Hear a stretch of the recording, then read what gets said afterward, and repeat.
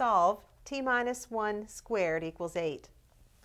This is in a form that we can use the principle of square roots, and we can say that t minus 1 equals the square root of 8, or t minus 1 equals negative square root of 8.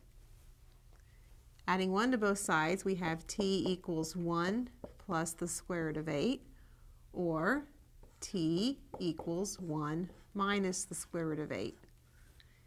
And since 8 has a perfect square factor, we can simplify, and we can write this as t equals 1 plus 2 times the square root of 2, or t equals 1 minus 2 times the square root of 2.